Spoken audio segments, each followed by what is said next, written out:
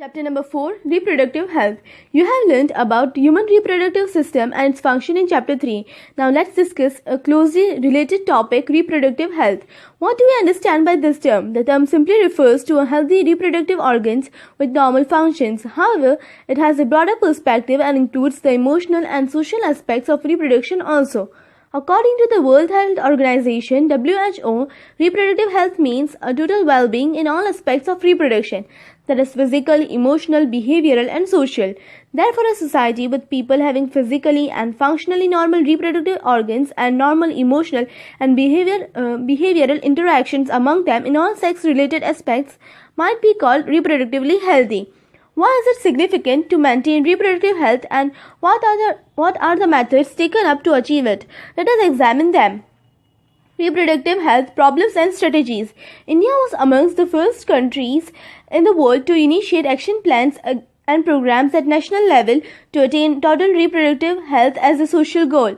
These programs, called family plannings, were initiated in 1951 and were periodically assessed over the past decades. Improved programs covering wider reproduction-related areas are currently in operation under the popular name Reproductive and Child Health Care (RCH) programs, creating awareness among people about various reproduction-related aspects and providing facilities and support for building up a reproductively healthy society are major tasks under these programs. With the help of audio-visual and print media, governmental and non-governmental agencies have taken up various steps to create awareness among the people about reproduction-related aspects. Parents, other close relatives, teachers, and friends also have a major role in this dissemination of above information. Introduction of sex education in school should also be encouraged to provide right information to the young so as to discourage children from believing in myths and having misconception about sex-related aspects.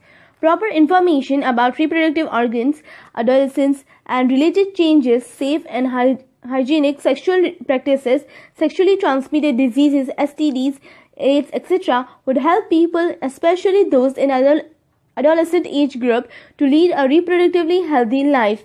Educating people, especially fertile couples and those in marriageable age groups, about available birth control options, care of pregnant mother, postnatal care of mothers and child, importance of breastfeeding, equal opportunities for male and the female child, etc., would address the importance of bringing up socially conscious, healthy families of desired size. Awareness of problems due to uncontrolled population, social evils like sex abuse and sex-related crimes, etc., need to be created to enable people to think and take up necessary steps to prevent them and thereby build up a socially responsible and healthy society.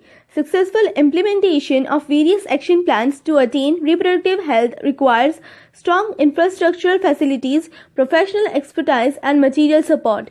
These are essential to provide medical assistance and care to people in reproduction-related problems like pregnancy, deliveries, STDs, abortions, contraceptions, menstrual problems, infertility, etc. Implementation of better techniques and new strategies from time to time are also required to provide more efficient care and assistance to people.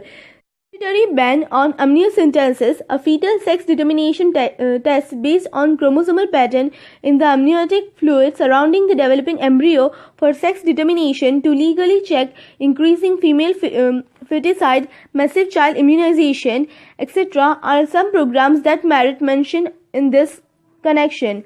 Research on various reproduction-related areas are encouraged and supported by governmental and non-governmental agencies to find out new methods and or to improve upon the existing ones.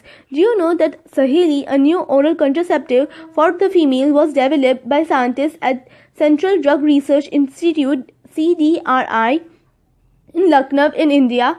Better awareness about sex-related matters, increased number of medically assisted deliveries, and best postnatal care leading to decreased maternal and infant mortality rates, increased number of couples with small families, better detection and cure of STDs, and overall increased medical facilities for all sex-related problems, etc. all indicate improved reproductive health of the society. Population explosion and birth control. In the last century, an all-round development in various fields significantly improved the quality of life of the people. However, increased health facilities along with better living conditions had an explosive impact on the growth of the population. The world population, which was around 2,000 million in 1900, rocketed to about 6 billion by 2000. A similar trend was observed in India too. Population, which was approximately 350 million at the time of our independence, reached close to billion mark by 2000 and crossed 1 billion in May 2000. That means every 6th person in the world is an Indian.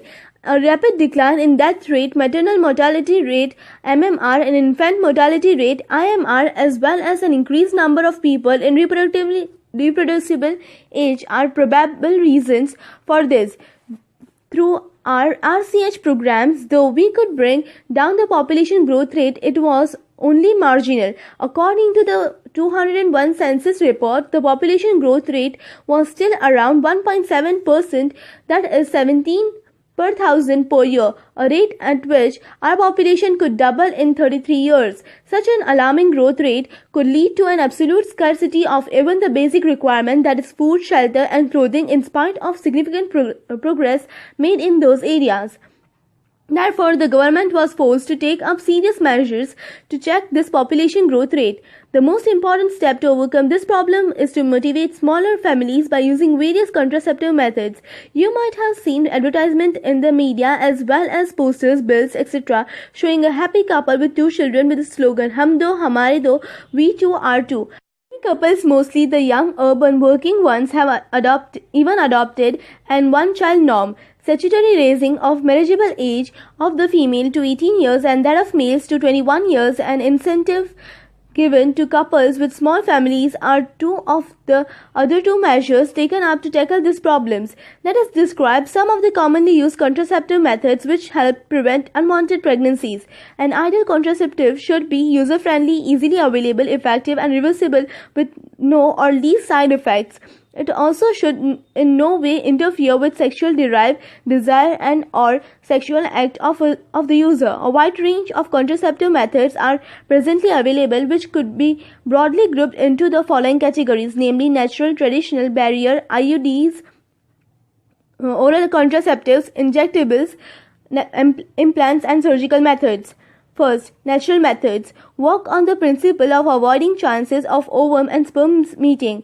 Periodic abstinence is one such method in which the couple avoid or abstain from the coitus from day 10 to 17 of the menstrual cycle when ovulation could be expected. As chances of fertilization is very high during this period, it is called the fertile period. Therefore, by abstaining from coitus during this period, conception could be prevented. Withdrawal or coitus interruptus is another method in which the male partner withdraws his penis from the vagina before ejaculation so as to avoid insemination. Lactational amenorrhea, absence of menstruation, method is based on the fact that ovulation and therefore the cycle do not occur during the period of the intense lactation following parturition. Therefore, as long as the mother breastfeeds the child fully, chances of conception are almost nil. However, this method has been reported to be effective only up to maximum period of 6 months following parturition. As no medicines or devices are used in this method, side effects are almost nil. Chances of failure, though, of these methods are also high. Second, in barrier method, ovum and sperms are prevented from physically meeting with the help of barriers. Such methods are available for both males and females. Condoms, figure 4.1a and b, are barriers made up of thin rubber latex sheath that are used to cover the penis in the male and vagina and cervix in the female just before coitus so that the ejaculated semen would not enter into the female reproductive tract. This can prevent conception. Nirod, a popular brand of condom for the male. Use of condoms has increased in recent years due to its additional benefit protecting the user from contracting STDs and AIDS. Both the male and female condoms are disposable, can be self-inserted and thereby gives privacy to the user. Diaphragms, cervical caps and walls are also barriers made up of rubber that are inserted into the female reproductive tract to cover the cervix during coitus. They prevent conception by blocking the entry of sperms through the cervix. They are reusable spermicidal creams, jellies, and foams are usually used along with the spheres to increase their contraceptive efficiency. Another effective and popular method is the use of intrauterine devices, IUDs. These devices are inserted by doctors or expert nurses in the uterus through vagina.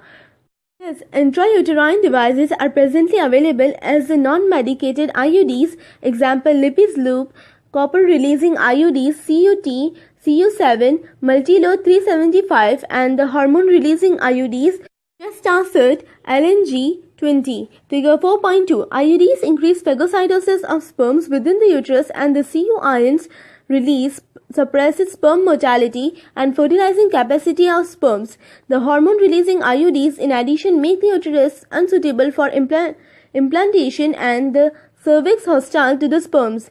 IUDs are ideal contraceptives for the females who want to delay pregnancies and or space children. It is one of the most widely accepted methods of the contraception in India.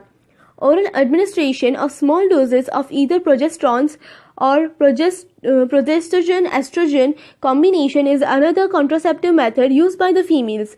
They are used in the form of tablets and hence are popularly called the pills. Pills have to be taken daily for a period of 21 days, starting preferably within the first 5 days of menstrual cycle. After a gap of 7 days during which menstruation occurs, it has to be repeated in the same pattern till the female desires to prevent conception. Inhibit ovulation and implantation as well as alter the quality of cervical mucus to prevent retard entry of sperms. Pills are very effective with lesser side effects and are well accepted by the females. Saheli, the new oral contraceptive for the female, contains a non-steroidal preparation. It is a once-a-week pill with very few side effects and high contraceptive values. Progestogens alone or in combination with estrogen can also be used by females as injections or implants under the skin. Figure 4.3. Their mode of action is similar to that of pills and their effective periods are much longer. Administration of progestogens or progestogen-estrogen combinations or IUDs within 72 hours of coitus have been found to be very effective as emergency contraceptives, as they could be used to avoid possible pregnancy due to rape or casual unprotected intercourse.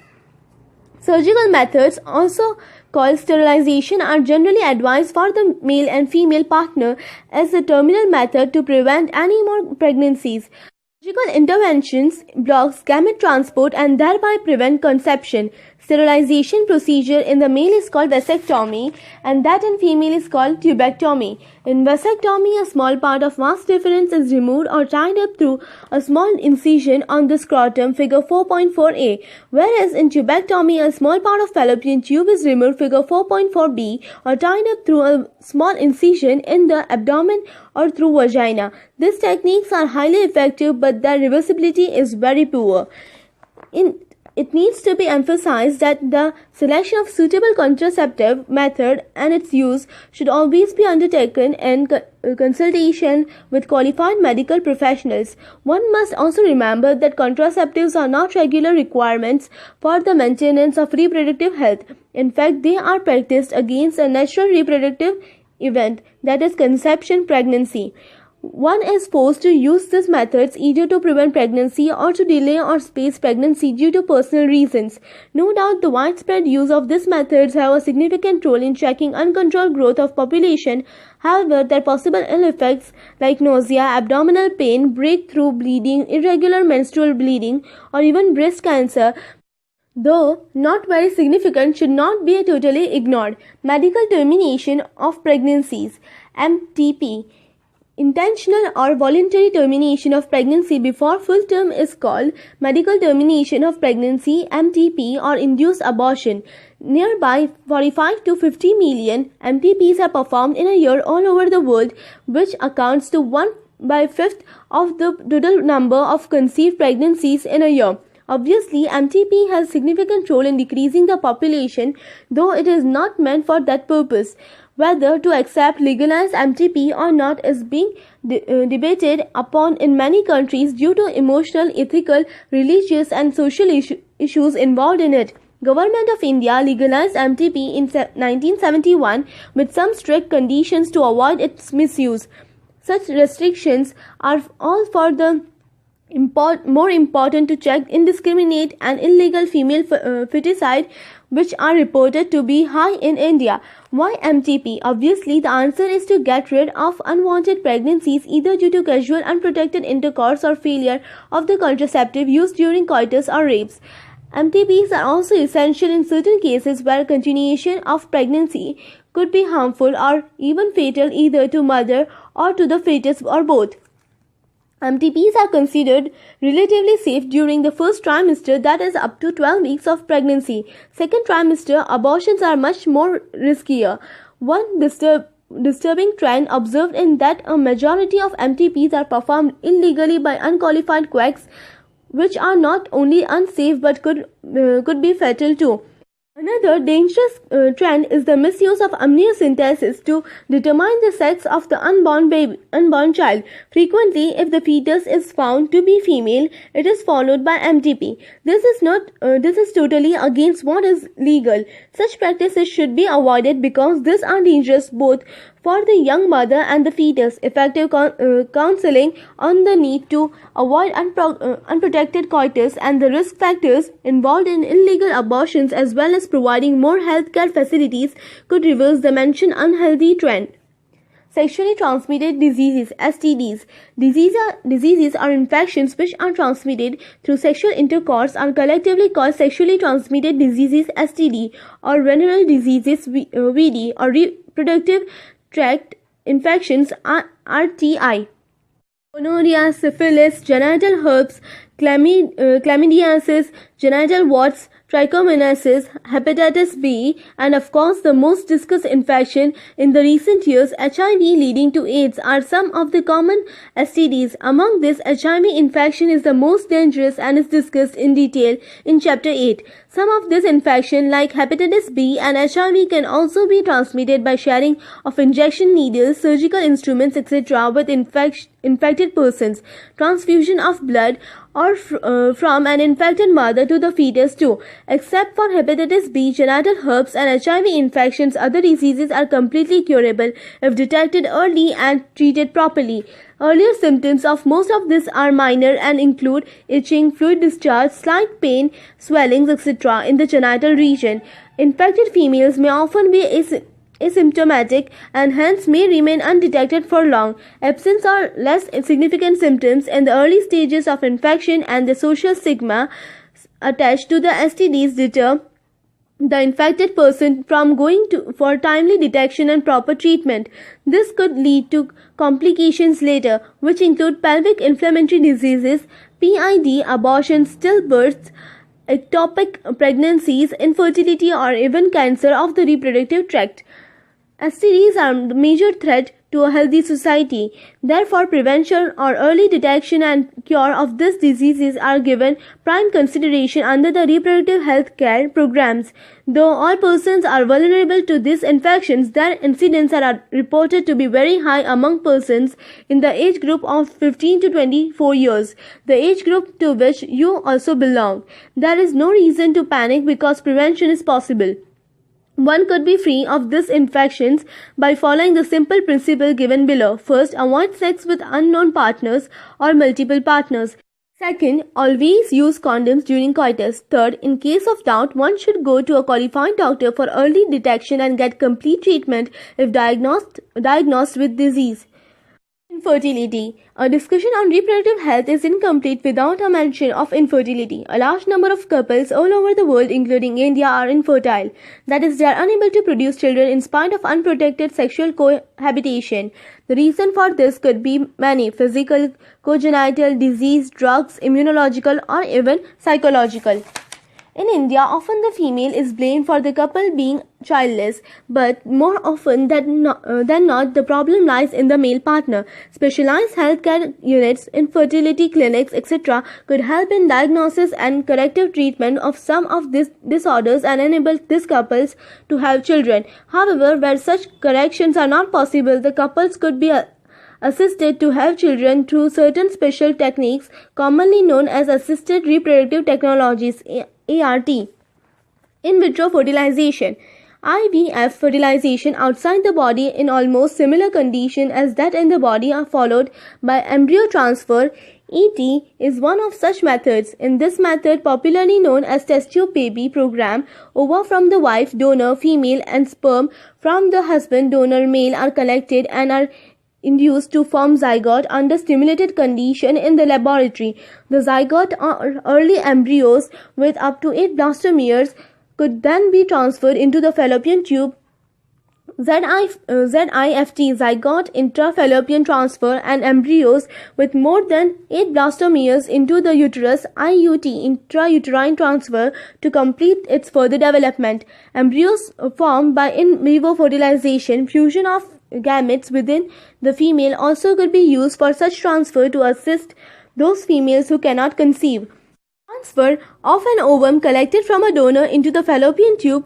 GIFT gamete intrafallopian transfer of another female who cannot produce one but can provide suitable environment for fertilization and further development is another method attempted. Intracytoplasmic sperm injections ICSI is another specialized procedure to form an embryo in the laboratory in which a sperm is directly injected into the ovum. Infertility cases, either due to inability of the male partner to inseminate the female or due to very low sperm counts in the ejaculates, could be corrected by artificial insemination AI technique. In this technique, the semen collected either from the husband or a healthy donor is artificially introduced either into the vagina or into the uterus. IUI intrauterine insemination of the female. Though options are many, all these techniques require extremely high precision handling by specialized professionals and expensive instrumentation. Therefore, these facilities are presently available only in very few centers in the country. Obviously, their benefits is affordable to only a limited number of the people.